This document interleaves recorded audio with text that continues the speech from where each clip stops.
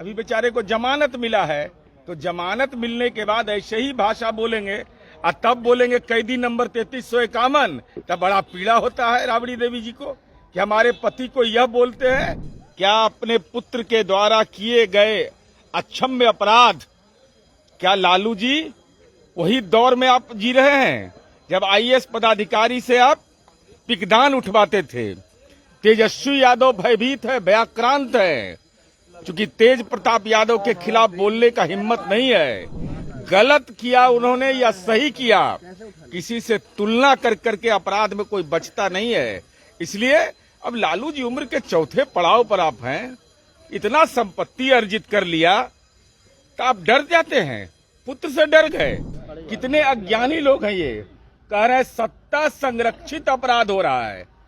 सत्ता संरक्षित होगा तो अपने पुलिस बल पर हमला होगा, तनाव फैलेगा। जुम्मे की नमाज है, न होली में कोई हुड़दंग हुआ, न जुम्मे की नमाज में कोई हुड़दंग हुआ। तो बेटा गुनाह करे तो जय जय, अगर गुनाह करेगा आपका बेटा, इस शब्द का इस्तेमाल करेगा तो आपके परिवार के लिए भी राजनीति का शब्दकोश खोल देंगे। क्या सवाल है? लालू जी की जुबान खामोश है।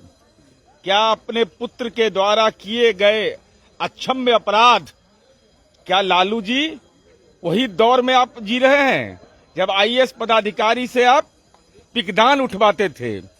तेजस्वी यादव भयभीत है, भयाक्रांत है, क्योंकि तेज प्रताप यादव के खिलाफ बोलने का हिम्मत नहीं है। गलत किया उन्होंने या सही किया, किसी से तुलना कर करके अपराध में कोई बचता नहीं है। इसलिए अब लालू जी उम्र के चौथे पड़ाव पर आप हैं, इतना संपत्ति अर्जित कर लिया तो आप डर जाते हैं, पुत्र से डर गए। आप सही गलत बोलने को भी तैयार नहीं होते हैं। और तेजस्वी यादव तो स्वाभाविक है, आप तो भयाक्रांत रहिएगा ही, क्योंकि आपके बड़े भाई हैं, उम्र में बड़े हैं, शैक्षणिक डिग्री में बड़े हैं, इसलिए आपका स्वाभाविक है।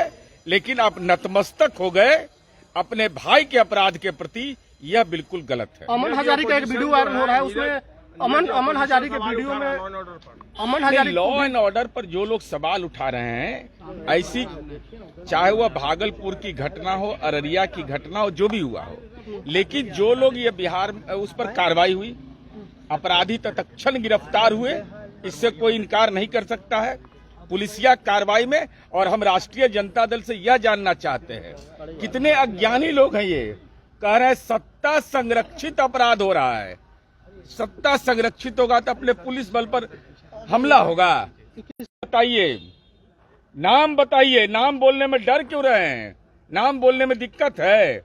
सत्ता के द्वारा संरक्षित होगा और वह अपराध होगा बिहार में, तो बहुत लोग उम्मीद लगाए बैठे थे कि रमजान की अवधि है, होली है, तनाव फैलेगा, जुम्मे की नमाज है, न होली में कोई हुड़दंग हुआ, न जुम्मे की नमाज में कोई हुड़दंग हुआ। इसलिए अमन चैन हमारी प्राथमिकता है। आपके साथी विधायक ही तो बयान दे रहे थे होली और